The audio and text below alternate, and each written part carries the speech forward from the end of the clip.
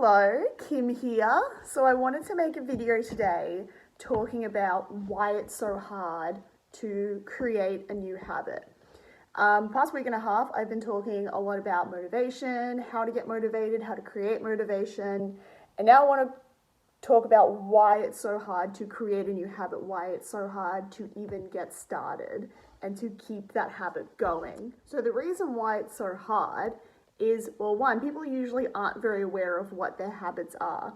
So people usually go into it thinking like, I want to create a new habit because I want to be healthier or I want to lose weight, X, Y, and Z. Usually there's another layer to that. Usually the reason anyone comes into the gym is not the reason they're actually there. It's another reason, but that's another topic for another day. The reason why it's so hard to maintain motivation and keep going and create new habits is because the brain loves to take the path of least resistance. And I drew a fun little diagram for that. So these are neural pathways. So for those who don't know what neural pathways are created by your habits and your actions. The more you do something, the more a pathway in your brain, a neural pathway in your brain keeps being activated. So for example, let's say you've had a stressful day at work on a Wednesday. You've had a really stressful day, you get home, you know you should go to the gym, but instead you sit on the couch and eat crap. It's a pretty common one. We've all had those days where we have a really rough day, we don't have a lot of energy to give, we just sit there. But what happens is when you do it a lot, when that becomes your go-to, and a lot of people know when something becomes their go-to, they're like, oh, I keep doing this thing where like, instead of going, like, I know I should go to the gym, but instead I just want to have a really rough day, and I've had a really hard day, I don't want to go to the gym, I just want to sit on the couch and do something. That's your neural pathway, because you've exercised this neural pathway a lot. So this is the neural pathway. So as you can see, it's a very clear path. You've traveled this path a lot. This is the behavior of sitting on the couch when you're stressed instead of going to the gym.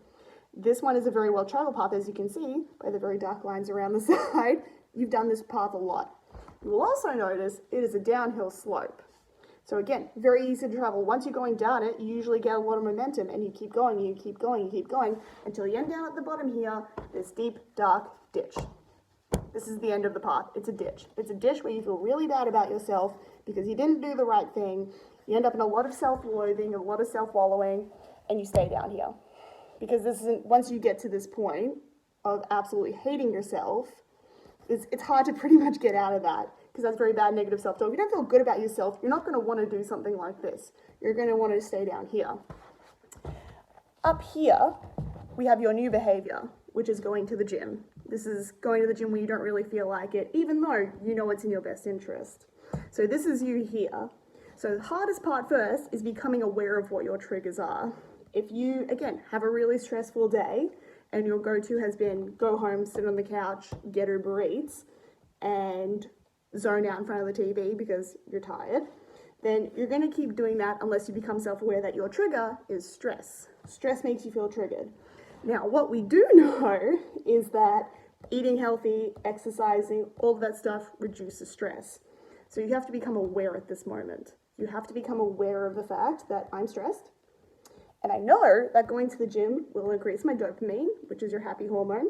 It will also increase norepinephrine, which is focus, and will also increase serotonin, which will help you feel calm and sleep better. So we know it will be in your best interest to go down this path. Now you'll notice that this path is a lot less traveled, has a few obstacles on the way, and it's uphill. It also has this little gate here. Now this little gate right here, it's tiny, it's smaller than you. You could step over it, you'll notice it is not locked, so you could actually open it. It's pretty easy to get through it. What a lot of people do though, is that they look at just having a gate there and they go, nah, I can't do that, I can't get over that gate. And what that is learned helplessness, which is a very real phenomenon, and it's also demonstrated in elephants. If you've ever seen an elephant who has been imprisoned, and they have a chain around their foot, and attached to that chain is a stick in the ground. Now that stick is tiny. That stick could not hold the elephant if it actually tried to go away. But you will notice that it doesn't actually move. The elephant stays where it is because it's been actually conditioned since it was a baby to stay in that position, that this stick is the thing that's holding it back. A lot of people look at that fence and they go, well, I've tried to work out before and I failed. I've tried to go on a diet before and I failed. No point in me really trying. I've tried it so many times and I've kept failing. The reason why people keep failing again is another belief. Usually that belief is somewhere along the lines of, I don't deserve to travel down this path, or I don't have the capacity to travel down this path. One of the two usually. So let's say hypothetically, you've become self-aware, you know what triggers you, and you actually want to make the change in your life. So let's get rid of the fence. The fence is gone now. Now you'll notice along this path, this very lightly traveled path, that there's a lot of obstacles. And there's going to be obstacles at the start. It's going to be a schedule thing, it's going to be a time thing, it's going to be an energy thing. So what you're going to have to do along the way is start to move some of these obstacles. So let's say this massive tree branch here is time. You have to find a way to fit it into your schedule. Let's say this slightly smaller one here is energy. You have stressful days just like anyone, and you have to find the energy to go in. Now, what really helps at this point is to actually have someone to help you, like a trainer, a friend, anyone who can help you move some of these tree branches to make it easier. Like if you have time commitments, okay, schedule it in your time. Make yourself a priority enough where you actually want to do this. Finding the energy. Well, we know that exercising, eating right will give you more energy. And it also is actually a very big mindset thing. You probably spend a lot of mental energy thinking about things that you don't even need to be thinking about. Like a lot of people who get stuck down here in this ditch spend so much mental energy thinking, I'm a shit person, I suck, I can't commit to anything. You would not believe how much energy that actually takes up. If you take away some of those thoughts, all of those beating up thoughts, and you gave space for your brain to go down this thought of like, oh no, I can go to the gym for 20 minutes today. I can have a light session. So let's say you get a trainer, you get someone to help you out, a friend, a neighbor, whatever, and you start to move all these obstacles out of the way. So we get rid of the time issue because we have a trainer and we book in the schedule and we also value ourselves enough to make time for ourselves. We also get rid of the energy issue because now that we're starting a healthy path, you actually have more energy because who knew? Eating right and exercising actually gives you more energy. You'll notice that the more you start to go along this path, the obstacles actually get smaller and smaller. So back here, we had massive tree branches and now they're little tiny twigs. Those twigs are gone. But they're easy. We can kick them to the side. They're so easy to get rid of.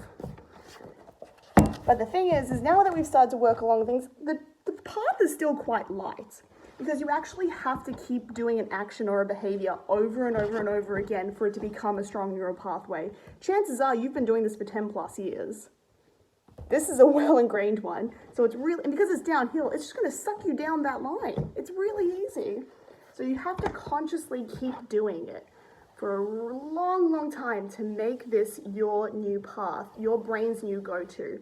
Your brain doesn't like to spend a lot of energy on things because what a lot of people don't know is that even though we live in a very modern, civilized world, we have very primitive functioning brains and bodies.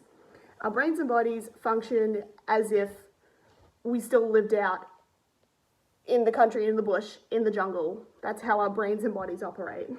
Our brains and bodies operate to keep us alive. That's its goal. Keep summer safe for any Rick and Morty fans out there. That's what our brain and body does. So it doesn't really want to commit a whole lot of time and energy, particularly energy, because that's your body's major resource. It doesn't want to commit a lot of energy to creating a new habit. It's easy to just keep doing the same thing that doesn't take a lot of energy.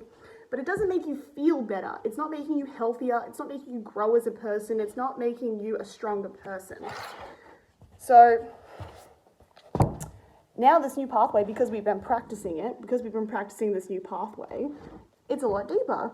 A lot of the obstacles are gone now because we've learned how to deal with them. We've got someone to help us. We've gotten someone to make us accountable and help us be self-aware. and it's easier to travel. At the start, you'll notice that this is actually an uphill. It's an uphill path. Now at the start, this would have been really hard for you. But just like if you've done anything once and you've noticed that it's really hard, the more you do it, easier it gets, same thing. You get stronger. You get stronger. This gets easy to travel this path, and it leads you up here to the lifestyle you want to have. So now this is you, really happy. You got a fun hat, because you know what? That's the true prize in all of this, is getting a fun hat. You're really happy. You're stronger. You're more fit. You've got a balanced lifestyle now. You exercise. You eat right. You still hang out with your friends. You still have a social life, because you know what? You can actually still do that as a healthy person. That's actually very possible. And now this is disappearing. You don't live this anymore. This is not who you are, because you don't practice this anymore. The brain calls it. The brain doesn't need this anymore. But it actually takes a little bit of time to get rid of these old habits. Sometimes in moments of extreme stress, you'll probably still default back to this. But because you're a much more self-aware, stronger person, even if you do come back here, you won't stay here long, because you'll feel bad. You'll be aware of how bad it feels. You'll stay up here because this feels good. This makes you feel more confident. This makes you feel stronger. This makes you feel like a better person. So that's neural pathways. That's why it's so hard to create new habits, because your brain has to actually form new pathways in your mind. Actually has to physically change. Your brain physically changes the more you create new habits. And it's hard for your brain to do it. Well, it's not hard. It takes energy. It takes energy and time for your brain to do it, and you have to keep repeating the habit. That's why a lot of challenges these days last 12 weeks, because that's about how long it takes to make a solid new pathway in your brain to keep something going long term. So that's why it's hard. But sometimes personally, I find knowing things like this, how the brain operates, how your body functions, a lot easier to make changes. Like when I used to struggle with cravings, when I found out that, after 3 to 4 hours, when your blood sugar drops, your brain says, ooh, we're running out of energy. We need more sugar. We need more energy.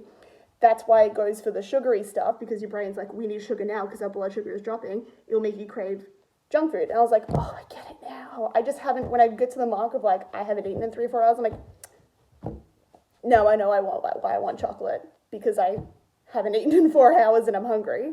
So hopefully this has been helpful. Hopefully I explained that well. That's neural pathways. This is our new goal, 2020. We're going to create a new neural pathway towards our best self with our fun little hat, because that's what it's all about, getting a fun little hat. Hope this has been helpful. That's all I got. Bye.